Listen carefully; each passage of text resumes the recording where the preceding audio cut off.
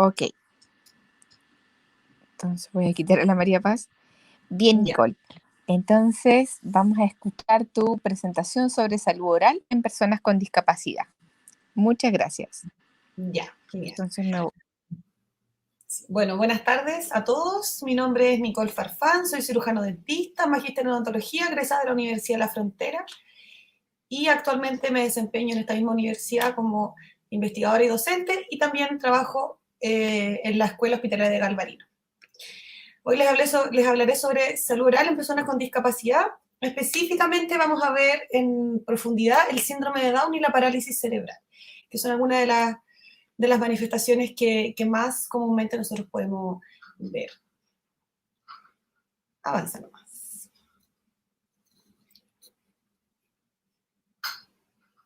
Danisa. Denise. Danisa, ahí sí. Bien, entonces primero vamos a partir con el síndrome de Down, vamos a hablar un poquito de generalidades de este síndrome para después entrar en las manifestaciones orales. El síndrome de Down, primero saber que no es una enfermedad, ya, por lo tanto no tiene ni cura ni tratamiento, es un síndrome que se produce por una alteración cromosómica del cromosoma 23. Esa es la principal causa. Y también este síndrome es la principal causa de discapacidad intelectual en el mundo entero. El 95% de los casos de las personas con síndrome de Down se produce por una trisomía del cromosoma 21. Sin embargo, hay personas que también pueden tener el síndrome de Down por translocación. Esto ocurre en 4% de los casos y se debe a una translocación entre el cromosoma 21 y cualquier otro cromosoma. Normalmente es entre el 14 y el 22, es decir, se invierten de lugar. Las personas que tienen este síndrome por translocación, síndrome de Down por translocación, tienen las mismas características fenotípicas del síndrome de Down, no hay diferencias. La diferencia está con el síndrome de Down con mosaicismo, que es el 1% de los casos, y esto se produce porque existe una mezcla entre células sanas y células con trisonomía. Fenotípicamente también es igual a los otros síndromes de Down, pero la diferencia es que al tener también células que están normales, tiene menos afecciones sistémicas que los otros síndromes de Down. El de la trisonomía 21, que es el más común, y el de translocación. Avanza nomás, Denise. Muchas gracias. Bueno, entonces el síndrome de Down es la alteración más prevalente, ¿ya?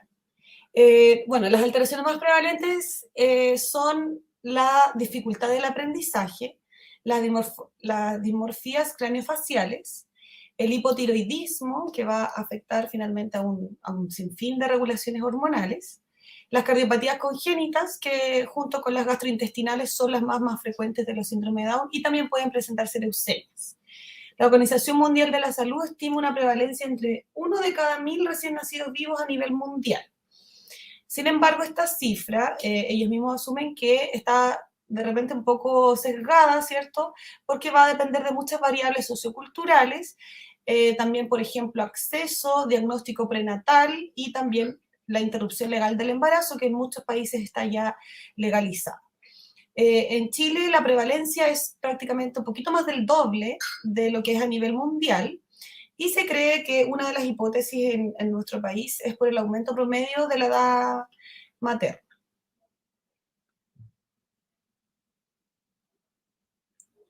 Para el diagnóstico del síndrome de Down es importante que sepan que eso se tiene que hacer cuando el niño ya está nacido, vivo. Ya pueden haber diagnósticos presuntivos en la, intrauterinamente, pero el diagnóstico, confirmación diagnóstica se hace con el niño nacido vivo. Y para eso hay varios diferentes criterios, como pueden ver acá en la tabla. El perfil, se hacen tanto análisis como los que podemos ver acá, que son análisis clínicos, y también se hacen análisis genéticos. Ya dentro de lo clínico encontramos este criterios de HALT, que son diferentes características que el clínico, en este caso el médico, hace las evaluaciones. Podemos mencionar el perfil facial plano, el reflejo de boro disminuido, la hipotonía muscular, la hiperlaxitud, la piel redundante en la nuca, las fisuras palpebrales oblicuas hacia arriba, la displasia de cadera. Ya en la imagen podemos ver la clinodactilia, que consiste en el quinto dedo, ¿cierto? Tiene una curvatura anormal, los pabellones auriculares displásicos, y también podemos ver en esta imagen, si puedes bajar un poco más, Danisa, por favor, cuáles serían las afecciones más prevalentes de las personas que tienen síndrome de Down. Sube un poco más. Ahí encontramos que la discapacidad visual, un poco más arriba, por favor. Ahí. La discapacidad visual está presente entre el 67,68% de las personas con síndrome de Down. Está en diferentes grados, por supuesto. La discapacidad física motora en un menor porcentaje, un 37%. La discapacidad auditiva, menor porcentaje aún, 23%. Y la discapacidad mental en solo un 11,53%. Ya, o sea, eso quiere decir que del 100% de las personas que tienen síndrome de Down, de 10 personas, una tendría una discapacidad mental. ¿Ya? Esto viene un poco a derribar un poco de los mitos que existían mucho con respecto a este síndrome que viene ahora. Danisa, baja, por favor.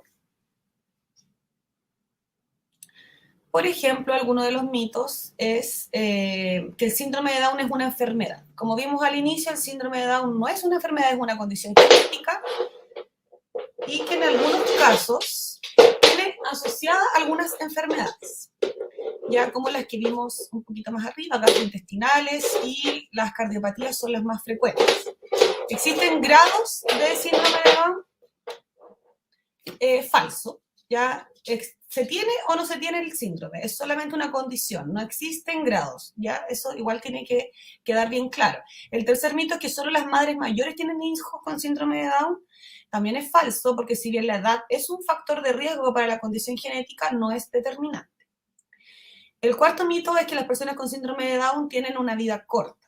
¿Ya? Eso sí que es un mito que está muy actualmente, gracias a la evidencia, está muy ya descartado, porque la esperanza de vida se estima que es alrededor de los 60 años.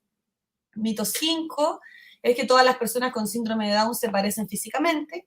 Hay rasgos físicos que la hacen entre personas, ¿cierto?, con síndrome de Down comunes, como los que mostramos al inicio, pero las personas con síndrome de Down, por supuesto, tienen rasgos y características que las hacen únicas, al igual que todas las personas. Las personas con síndrome de Down no aprenden, falso. Las personas tienen una capacidad de aprender independiente de la condición. Vimos en la diapositiva anterior que solamente el 10% de las personas con síndrome de Down tienen discapacidad mental. Así que por supuesto que pueden aprender. Hoy en día se sabe que van a universidades, ejercen, trabajan y tienen una vida muy normal. El mito 7 es que las personas con síndrome de Down siempre están felices. Ya, eso igual es algo que se habla mucho, que estos niños son muy alegres, y eso es falso. Si hay alguna mamá acá que nos pueda escuchar, ¿cierto?, puede saber que cada niño, como todas las personas, tienen su carácter, personalidad y momentos de felicidad, de tristeza, de angustia, como todas las personas. Bien, avanza nomás. Ahora les voy a hablar en específico sobre mi especialidad, que es la parte odontológica dental de, en este caso, los pacientes con síndrome de Down tienen características específicas. Por ejemplo, tienen los dientes más pequeños que el resto o normal de las personas. Tienen también hipoplasias del esmalte. Eso quiere decir que el esmalte, que es la capa más externa del diente, tiene un déficit mineral, por lo tanto el diente es más quebradizo. De repente hay incluso dientes que pierden por completo o casi por completo el esmalte, quedando solamente expuesta la dentina. También se presentan en estos pacientes los diastemas, que son los espacios entre cada uno de los dientes. Ya los dientes son de forma cónica y también se observa mucho la mordida abierta. Ya la mordida abierta va a producir un exceso de saliva también y que sean respiradores bucales. Avanza nomás, Danisa. Otras características tenemos la lengua. Ya la lengua es algo importante en estos niños porque ellos tienen una característica especial, que su cavidad oral es más pequeña que la del resto de las personas. Esto sumado a una macroglosia, una lengua un poco más grande que el tamaño normal, va a producir algunos problemas, por ejemplo, la protrusión lingual. que ellos con la lengua tratan de empujar los dientes hacia adelante, ya eso va a producir que existe una separación anormal entre las arcadas, ¿cierto? La maxila y la mandíbula. Por lo tanto, esto sí va a ser algo muy perjudicial para la salud oral de los niños. Ya, otra característica que se puede ver en la lengua es la de papilación y la lengua fisurada. Ya existe un déficit de papilas gustativas en la lengua de estos niños y también la lengua se observa con grietas anormales producto de alteraciones genéticas. ¿Ya? Y también la deficiencia de vitamina B es uno o déficit de otros nutrientes va a potenciar esta lengua fisurada que se puede observar en algunos de estos niños. Avanzamos más.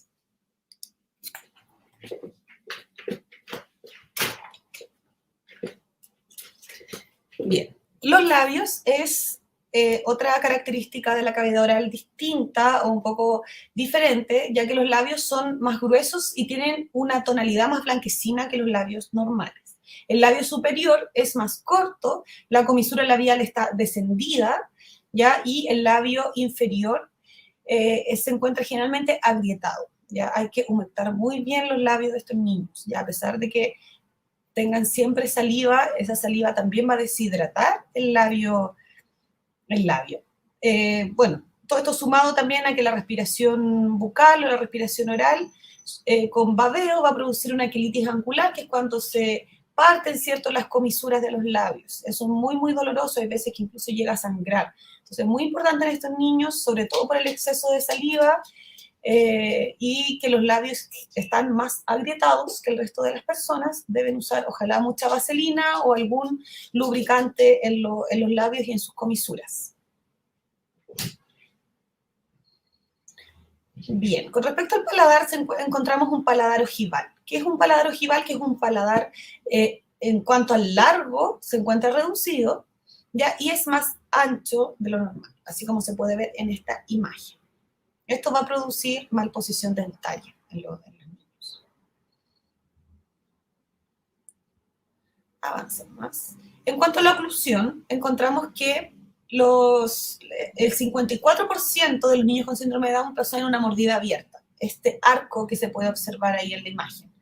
Ya, esta mordida abierta va a producir la interposición lingual y, por supuesto, la salivación excesiva hacia las comisuras labiales.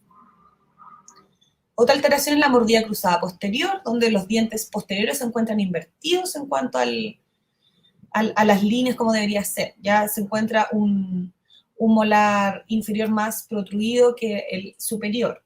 La clase esqueletal 3 quiere decir que la mandíbula está más adelantada que la maxila. ¿Ya? Esto va a producir alteraciones en la respiración, en la deglución, y por supuesto en la oxigenación también. El overjet mandibular quiere decir esta distancia que hay entre los dientes inferiores y anteriores, ya este overjet va a estar aumentado, ya en la mayoría de los pacientes, casi en el 70%. La mordida cruzada interior y posterior se encuentra prácticamente en todos los niños con síndrome de Down, esta inversión de los molares.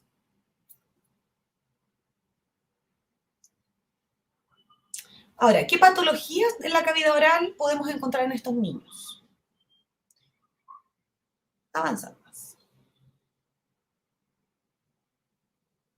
Primero tenemos la caries. Ya, al igual que en toda la población, la caries sigue siendo la enfermedad más prevalente. Ya, en estos niños en particular tiene una baja prevalencia. ¿Por qué? Estos niños tienen una mayor salivación y la saliva tiene componentes que nos van a ayudar a prevenir las caries, que van a actuar como un buffer, un amortiguador del pH. El pH, cuando está muy ácido en la cavidad oral, va a dar paso a que se produzcan las caries y se formen las lesiones de caries. Cuando hay una buena salivación, en este caso es una excesiva salivación, eso es un factor protector para las caries. Además, hay que tener en consideración que la saliva, en particular de estos niños, tiene mayores concentraciones de calcio y fosfato. Por lo tanto, va a prevenir y va a remineralizar de mejor manera los dientes. ¿Ya? Así que en estos niños, las caries en particular está presente como en toda la población, pero tiene una prevalencia menor. La hipoplasia y la hipocalcificación del esmalte, como vimos delante, el esmalte va a ser más quebradizo, desgraciadamente, y esto va a producir un desgaste del esmalte, de repente se va a ver expuesta la dentina, eso va a llevar momentos de sensibilidad. Eso no confundirlo con las caries, ¿ya? Es diferente a las caries. La hipoplasia es solamente un defecto en la mineralización del esmalte, y la caries es cuando hay involucrado todo un proceso de desmineralización y también de bacterias, ¿ya? Así que eso, en estos niños van a haber menos caries, pero sí va a estar este problema de la mineralización del esmalte, que muchas veces va a ser más quebrantadizo, ya se va a quebrajar muy fácil. Avanza nomás, Danisa, por favor. Otra enfermedad es la enfermedad periodontal. La gingivitis es la inflamación de las encías por un acúmulo de placa bacteriana, ¿ya? Es una lesión reversible la gingivitis. Si ustedes alguna vez se han lavado los dientes y les sangra la encía, es lo más probable que estén pasando por un proceso agudo de gingivitis. La gingivitis es la primera etapa de la enfermedad periodontal. Ya cuando la gingivitis no se cuida, no se hacen los esfuerzos para revertirla, esta se va a transformar en una enfermedad crónica y esa enfermedad se llama periodontitis. La imagen que pueden ver aquí arriba es gingivitis, solamente la encía inflamada, más roja de lo normal.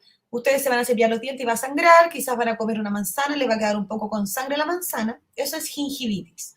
Está demostrado en la literatura que con un tratamiento de 3 días de buena y general, utilizando seda, cepillo, colutorio, la gingivitis desaparece en 3 días, ¿ya? La gingivitis es un proceso muy reversible y muy fácil de controlar. El problema es cuando esto no se controla y pasa a un estadio más crónico, como la enfermedad periodontal. La enfermedad periodontal es la imagen que podemos ver abajo y consiste en una pérdida de soporte del diente. Ya la infección que había en esta gingivitis empezó a invaginarse por la encía y llegó hasta el hueso. Ya, eso quiere decir que el hueso, como método de defensa, se empezó a retraer, a recoger y dejó expuestos estos dientes. Y muchas veces se ve la raíz de los dientes, como podemos ver en la imagen inferior. Todo esto, por supuesto, está acompañado de mucha placa bacteriana, mucho cálculo, por supuesto, inflamación de las encías. La encía también se retrae, al igual que el hueso, como método de defensa. ¿Ya? Y esto es una patología crónica. Eso quiere decir que no hay vuelta atrás. O sea, yo puedo hacer una terapia periodontal, ir al dentista, que me elimine toda ese biofilm, esa placa bacteriana, que me dé, esta enfermedad se trata con medicamentos también, que me recete los medicamentos que tengo que tomar, y la puedo controlar en un par de meses, ¿ya? Pero ese hueso que se perdió, esa encía que se perdió, no va a volver, ¿ya? Esto es el estadio más grave de la gingivitis, ¿ya? Y esto, desgraciadamente, los niños con síndrome de Down es más prevalente, ¿ya? Mientras más edad tienen, se eleva la severidad y también las consecuencias, es decir, que ese hueso con los años se va a ir perdiendo cada vez más y por lo tanto las consecuencias pueden ser incluso llegar a perder los dientes. ¿Por qué está aumentada esta enfermedad en los niños con síndrome de Down? Por la mala higiene oral. Avanzamos.